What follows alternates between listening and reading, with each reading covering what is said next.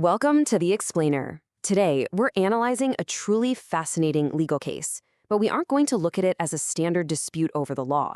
Instead, we're going to deconstruct a profound psychological clash. What happens when two entirely different ways of understanding the world collide head-on?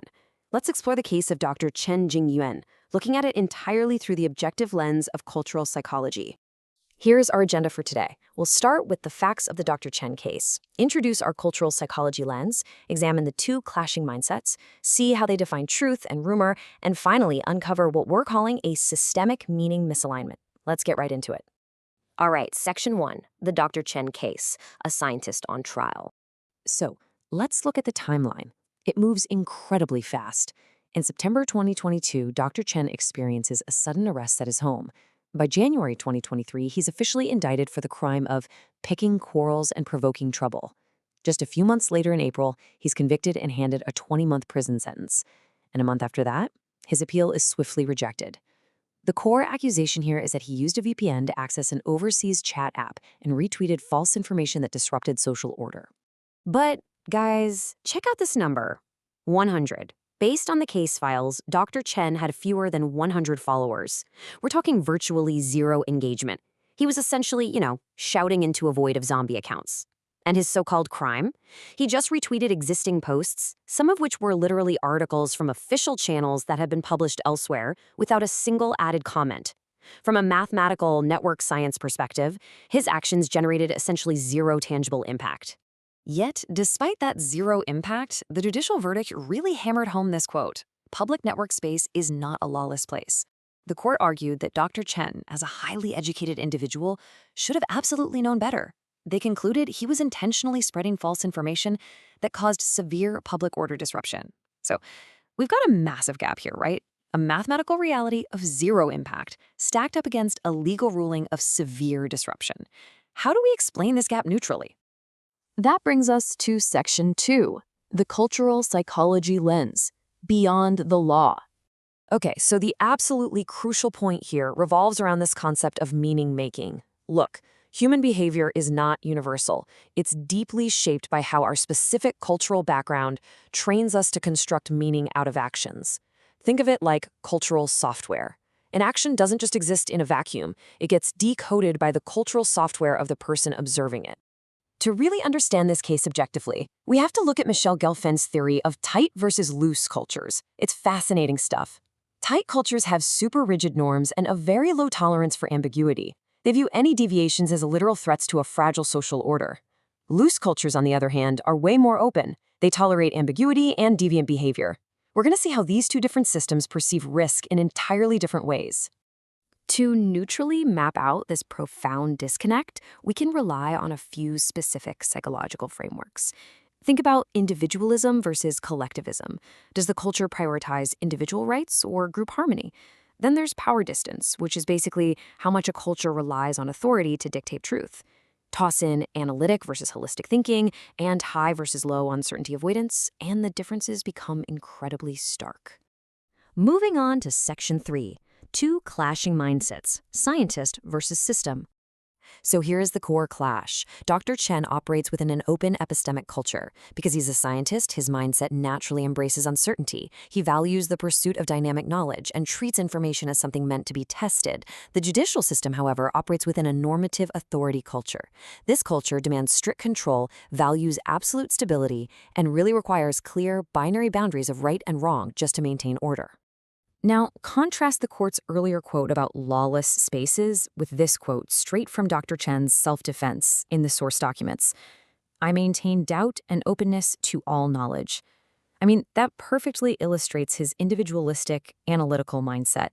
To him, questioning things isn't a crime. It's literally the foundational way a scholar interacts with the world. You can probably feel the friction here. Just look at this breakdown. Dr. Chen's mindset is analytic. He separates facts from context, looking at specific nodes and probabilities. But the judicial culture, it's holistic. They're evaluating the overall vibe and collective harmony. Chen operates with low power distance, meaning he actively questions authority to find truth, while the court operates with high power distance, where authority defines the truth. He tolerates ambiguity, they demand absolute certainty. His priority is knowledge, theirs is maintaining order. They are worlds apart. Let's see how this plays out in a super mundane action, a simple retweet. To the scientist in an open culture, saving or sharing a post just means exploring a hypothesis or saving data for discussion. But that exact same button press, when decoded by a normative authority culture, it's read as an intentional, malicious spread of lies and an attack on public order. It's the exact same action, completely mistranslated. Which leads us to Section 4, defining truth and rumor, a matter of perspective. These two worlds literally do not share a basic vocabulary. Take the word rumor. To Dr. Chen, who actually cited complex scientific theories in his defense, a rumor is simply unverified information that can be tested. To the court, a rumor is unapproved information that contradicts the official narrative. To a scientist, having a high education means knowing your knowledge is always incomplete. To the court, it means you should know exactly what the official truth is and align yourself with it. Suspicion is a rational virtue to one and a destabilizing threat to the other. And this right here leads to a massive legal and psychological disconnect. The law requires that someone knowingly spreads a rumor, but that whole concept completely breaks down here because they have zero shared cognitive schema on what constitutes knowledge. The court assumes Chen's high education means he definitely knew the posts were false according to official standards, so they deduce malicious intent just from the act of retweeting itself. But Dr. Chen views his actions as a philosophical exercise in a world where absolute truth is unknowable. The result? The system engages in preventive suppression based entirely on how they perceive his intent. So the real kicker is this. In an authority-driven, tight cultural system, preventative suppression is prioritized over the actual probability of harm.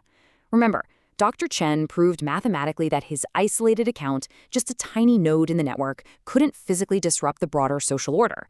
But a tight culture doesn't care about the math. It punishes the symbolic deviance to protect the collective order. To them, the act of questioning is the harm itself. And that brings us to our final part, Section 5, a systemic meaning misalignment, the ultimate tragedy. This is the true psychological diagnosis of this entire event, a tragic, systemic meaning misalignment. This happens when an individual shaped by one cultural script, in this case, global scientific rationality, is judged by a rigid opposing script. The result is the complete misinterpretation of their actions. It's not just a disagreement over facts, guys. It's a complete failure to even speak the same psychological language. And why this matters to all of us is because it highlights a really dangerous systemic flaw. The clash occurs because there is absolutely no translation mechanism between the open scientific community and the normative bureaucracy. Without those mechanisms, diverse cognitive styles, like analytical thinking or just asking complex questions, are automatically treated as existential threats. The system essentially defaults to crushing what it cannot comprehend. I want to leave you with this provocative thought as we wrap up today's explainer. What happens to a society when its institutions lack the translation mechanisms to understand the minds of its own scientists? When different cultural meaning-making systems inevitably collide, what is the real-world cost of that friction? It's a question that challenges us to look closely at the rigid systems in our own world. Thanks so much for joining me on this deep dive. Keep questioning, keep learning, and I'll catch you in the next explainer.